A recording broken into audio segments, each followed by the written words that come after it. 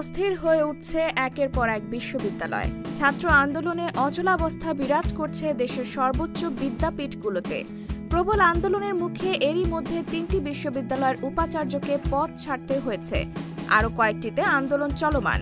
টালমাটাল পরিস্থিতি দেশের বিশ্ববিদ্যালয়গুলোতে। আন্দোলনের কারণে একাডেমিক কার্যক্রমে ঘটছে ছন্দপতন, বাড়ছে সেশন জটের সংখ্যা। এদিকে একই দিনে ঢাকা বিশ্ববিদ্যালয় ও জাহাঙ্গীরনগর বিশ্ববিদ্যালয় দুইজনকে পিটিয়ে হত্যা, এরপর প্রাইম এশিয়া ইউনিভার্সিটির শিক্ষার্থী পারভেজ হত্যা এবং সর্বশেষ ১৩ মে ছাত্রদল নেতা শাহরিয়ার আলম শাম্য হত্যার ঘটনায় বিশ্ববিদ্যালয়গুলো আরও অস্থির হয়ে উঠেছে।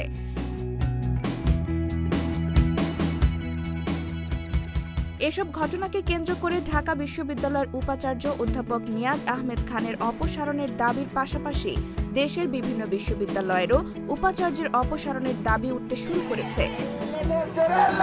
দর্শক, যেমনটা আপনারা দেখছিলেন, এই মুহূর্তে আমরা কিন্তু আছি রাজধানীর বীর উত্তম খন্দকার সড়কে মহাখালীতে কিন্তু আজকে তিতুমির বিশ্ববিদ্যালয় করার দাবিতে যে শিক্ষার্থীরা আছেন তারা কিন্তু আজকে বিক্ষোভ কর্মসূচি গ্রহণ করেছে।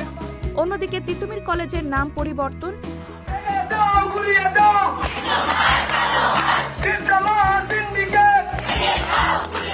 কৃষিবিদের অধিকার রক্ষা ও বৈষম্য নিরসনের দাবিতে ৬ দফা আন্দোলন চালিয়ে যাচ্ছে বাংলাদেশ কৃষি বিশ্ববিদ্যালয়ের শিক্ষার্থীরা। খুলনা প্রকৌশল ও প্রযুক্তি বিশ্ববিদ্যালয়ে সাধারণ শিক্ষার্থীদের ওপর হামলার ঘটনায় পরিস্থিতি উত্তপ্ত হয়ে ওঠে। ২.৫ মাস পর গত কয়েকদিন আগে হল খুলে দেওয়া হলেও এখনও সেখানে স্বস্তি ফেরেনি। এসব ঘটনায় দীর্ঘ সময় একাডেমিক কার্যক্রম বন্ধ থাকায় শিক্ষার্থীদের মধ্যে সেশন জটের সংখ্যা দিন দিন বাড়ছে।